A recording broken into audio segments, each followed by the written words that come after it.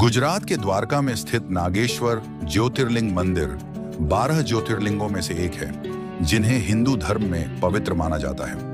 देश और दुनिया भर से भक्त भगवान शिव का आशीर्वाद पाने के लिए इस मंदिर में आते हैं। आज के इस वीडियो में हम जानेंगे कि मंदिर तक कैसे पहुंचे, यहां पहुंचकर कहां रुके, मंदिर में दर्शन कैसे करें, दर्शन करने के बाद और कहां-कहां घूम सकते हैं, और वीडियो के अंत में हम जानेंगे यहां घूमने में होने वाले खर्च के बारे में। तो आइए वीडियो को शुरू करते हैं। सबसे पहले बात करते हैं यहां तक पहुंचने की। तो नागेश्वर ज्योतिर्लिंग की यात्रा विभिन्न परिवहन साधनों जैसे हवाई मार्ग, ट्रेन और बसों के माध्यम से की जा सकती है। नागेश्वर ज्योतिर्लिंग मंदिर का सबसे नजदीकी हवाई अड्डा जामनगर हवाई अड्डा है। यह हवाई अड्डा भारत के प्रमुख शहरों से अच्छी तरह जुड़ा हुआ है। जामनगर हवाई अड्डे और नागेश्वर ज्योतिर्लिंग मंदिर के बीच की दूरी लगभग 130 किलोमीटर है। जामनगर एयरपोर्ट पर टैक्सी और कैब आसानी से उपलब्ध हो जाता है। आप नागेश्वर ज्योतिर्लिंग मंदिर तक सीधा पहुंचने के लिए टैक्सी किराए पर ले सकते हैं। अगर आप रेल मार्ग से आना चाहते हैं तो नागेश्वर ज्योतिर्लिंग मंदिर के लिए सबसे नजदीकी railway station Dwarka railway station है। द्वारका भारत के प्रमुख शहरों से रेल द्वारा अच्छी तरह से जुड़ा हुआ है। द्वारका रेलवे स्टेशन और नागेश्वर ज्योतिर्लिंग मंदिर के बीच की दूरी लगभग 18 किलोमीटर है। द्वारका रेलवे स्टेशन के बाहर ऑटो रिक्शा और टैक्सी आसानी से उपलब्ध रहती हैं। नागेश्वर ज्योतिर्लिंग मंदिर तक पहुंचने के लिए आप इनमें से किसी एक को किराए पर ले सकते हैं। अगर आप चाहे तो सार्वजनिक बस से भी मंदिर तक जा सकते हैं जो नियमित अंतराल पर चलती है। अगर द्वारका के लिए डायरेक्ट ट्रेन ना मिले तो आप राजकोट रेलवे स्टेशन तक आ सकते हैं जिसकी दूरी लगभग 283 किलोमीटर है।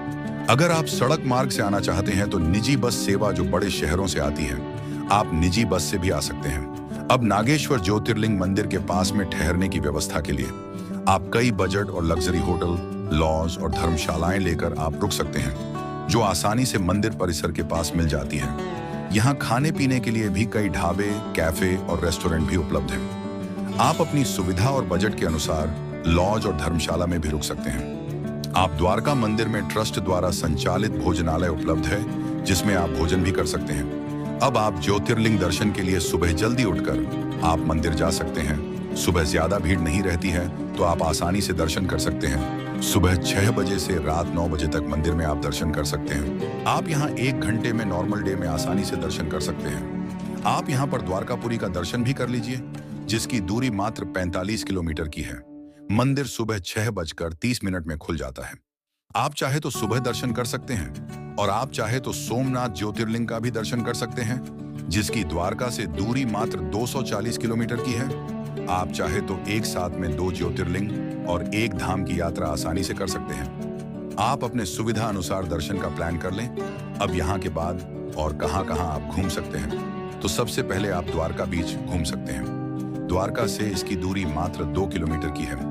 ये एक शांत जगह है जहां पर्यटक अरब सागर की लहरों का आनंद ले सकते हैं और सूर्यास्त का दृश्य देख सकते हैं। यहीं पर नजदीक में गोमती नदी और गोमती घाट भी है जहां आप घूम ले। मंदिर के पास से बहने वाली गोमती नदी को पवित्र माना जाता है और श्रद्धालु यहां स्नान करते हैं। यहाँ के बाद आप रुक्मिणी देवी मंदिर जो भगवान श्री कृष्ण की पत्नी देवी रुक्मिणी को समर्पित है जिसकी कलाकृतियां अद्वितीय हैं।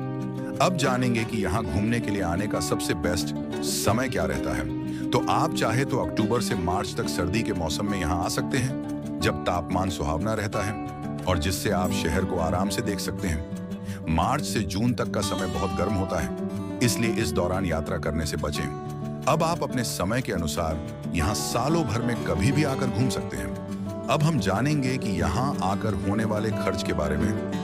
तो यहाँ आपका बाकी जगहों से थोड़ा ज्यादा खर्च हो सकता है क्योंकि यहाँ एक साथ आप 2 ज्योतिर्लिंग और 1 धाम का दर्शन कर पाएंगे तो आपका यहाँ लगभग 4000 से 6000 तक का खर्च हो सकता है। अगर हमारी ये छोटी सी जानकारी आपको अच्छी लगी हो तो आप मेरे इस चैनल को लाइक और सब्सक्राइब करें ताकि ऐसे ही जानकारी आप तक हमेशा पहुंचती रहे। आप मेरे इसी वीडियो को शेयर करें ताकि लोगों को आसानी से जानकारी मिल सके। अगर आपका कोई सुझाव हो तो आप कमेंट में जरूर लिखें। धन्यवाद।